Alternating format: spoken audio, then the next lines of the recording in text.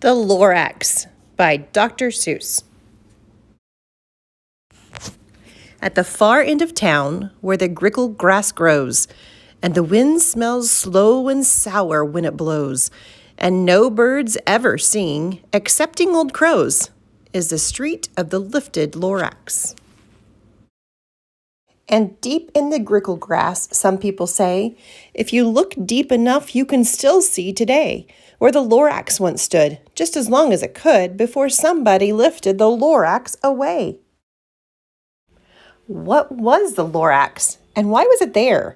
And why was it lifted and taken somewhere from the far end of town where the grickle grass grows? The old onceler still lives here. Ask him, he knows. You won't see the onceler. Don't knock at his door. He stays in his lurkum on top of his store. He lurks in his lurkum, cold under the roof, where he makes his own clothes out of muffered moof. And on special dank midnights in August, he peeks out of the shutters, and sometimes he speaks and tells how the Lorax was lifted away. He'll tell you, perhaps, if you're willing to pay. On the end of a rope, he lets down a tin pail, and you have to toss in 15 cents and a nail, and the shell of a great-great-great-grandfather's snail. Then he pulls up the pail, makes a most careful count to see if you've paid him the proper amount. Then he hides what you pay him away in his snub, his secret strange hole in his grubbless glove. Then he grunts, I will call you by whisper, my phone, for the secrets I tell are for your ears alone. Slup! Down sleeps the whisper-mophone to your ear, and the old onceler's whispers are not very clear, since they have to come down through a snurgly hose, and he sounds as if he had smallish bees up his nose. Now I'll tell you, he says, with his teeth sounding gray, how the Lorax got lifted and taken away. It all started way back, such a long, long time back. Way back in the days when the grass was still green, and the pond was still wet, and the clouds were still clean, and the song of the swommy swans rang out in space. One morning I came to this glorious place, and I first saw the trees, the truffula trees, the bright-colored tufts of the truffula trees, mile after mile in the fresh morning breeze.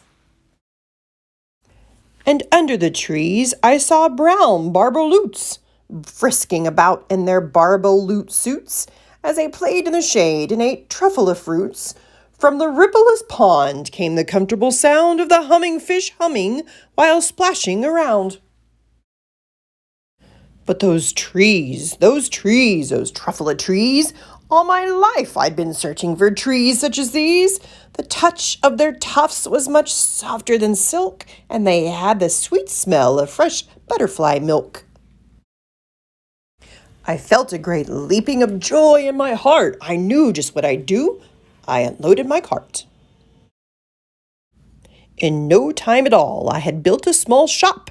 Then I chopped down a truffula tree with one chop, and with great skillful skill, and with great speedy speed, I took the soft tuft, and I knitted a thneed. The instant I'd finished, I heard a gazump. I looked. I saw something pop out of the stump of the tree I'd chopped down. It was sort of a man. Describe him? That's hard. I don't know if I can. He was shortish and oldish and brownish and mossy, and he spoke with a voice that was sharpish and bossy. Mister, he said with a sawdusty sneeze, I am the Lorax. I speak for the trees. I speak for the trees have no tongues, and I'm asking you, sir, at the top of my lungs. He was very upset as he shouted and puffed. What's that thing you've made out of my truffula tuft? Look, Lorax, I said, there's no cause for alarm. I chopped just one tree. I'm doing no harm. I'm being quite useful. This thing is a thneed. A thneed's a fine something that all people need. It's a shirt, it's a sock, it's a glove, it's a hat. but it has other uses. Yes, far beyond that. You can use it for carpets, for pillows, for sheets, or curtains, or covers for bicycle seats.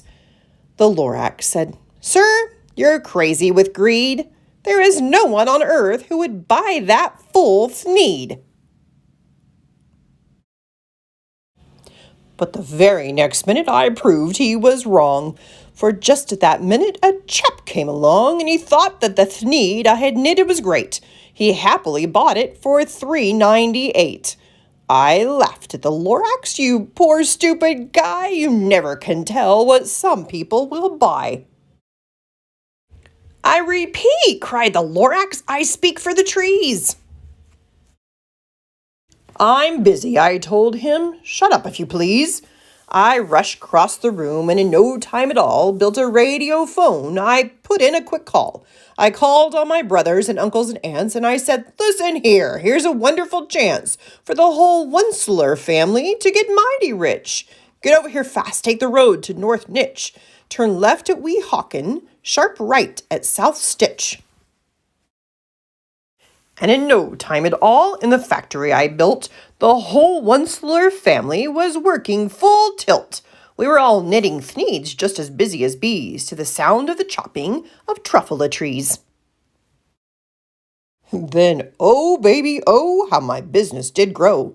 Now chopping one tree at a time was too slow, so I quickly invented my super axe hacker, which whacked off 4 truffula trees at one smacker. We were making Thneeds 4 times as fast as before, and that Lorax, he didn't show up anymore. But the next week he knocked on my new office door. He snapped, "I'm the Lorax who speaks for the trees which you seem to be chopping as fast as you please.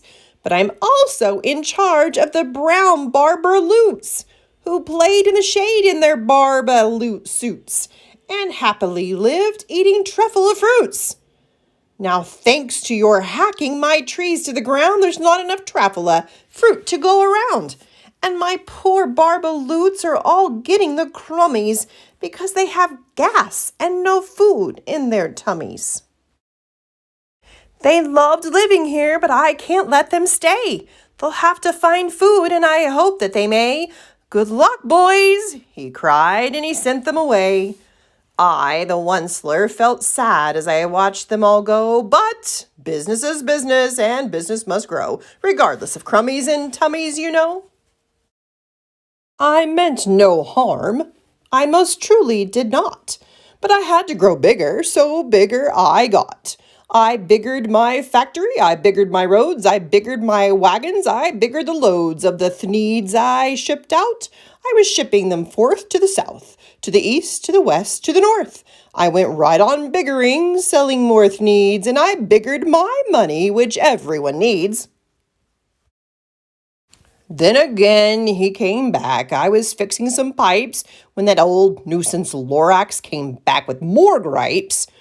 "I am the Lorax," he coughed and he whiffed, he sneezed and he snuffled and he snargled, he sniffed.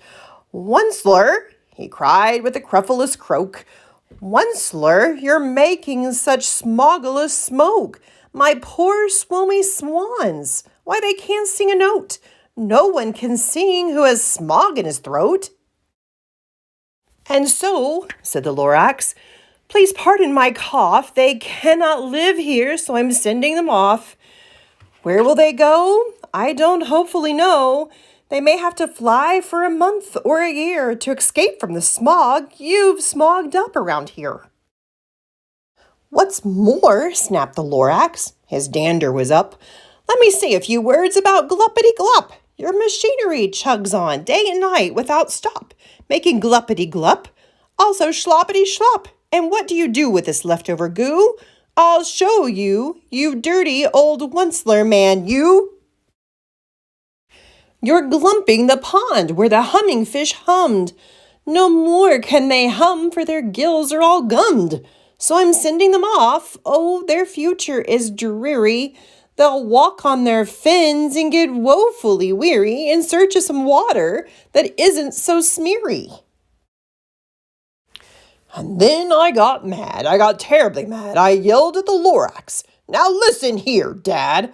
All you do is yap, yap, and say bad, bad, bad, bad. Well, I have my rights, sir, and I'm telling you, I intend to go on doing just what I do.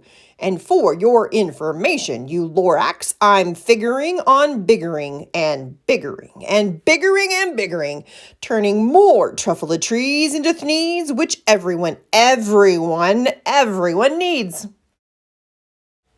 And at that very moment, we heard a loud whack. From outside in the fields came a sickening smack of an axe on a tree. Then we heard the tree fall, the very last truffle tree of them all. No more trees, no more thneeds, no more work to be done. So in no time my uncles and aunts, everyone, all waved me goodbye. They jumped into my cars and drove away under the smoke-smuggered stars. Now all that was left neath the bad-smelling sky was my big empty factory, the Lorax and I. The Lorax said nothing, just gave me a glance, just gave me a very sad backward glance as he lifted himself by the seat of his pants. And I'll never forget the grim look on his face when he heisted himself and took leave of this place through a hole in the smog without leaving a trace. And all that the Lorax left here in this mess was a small pile of rocks with the one word, unless. Whatever that meant, well, I just couldn't guess. That was long ago, but each day since that day I've sat here and worried away. Through the years while my buildings have fallen apart, I've worried about it with all of my heart.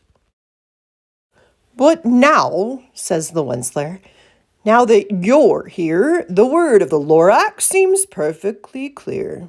Unless someone like you cares a whole awful lot, nothing is going to get better. It's not. So, catch, calls the Wensler. He let something fall. It's a truffle seed. It's the last one of all. You're in charge of the last of the truffle seeds, and truffle trees are what everyone needs. Plant a new truffle, treat it with care.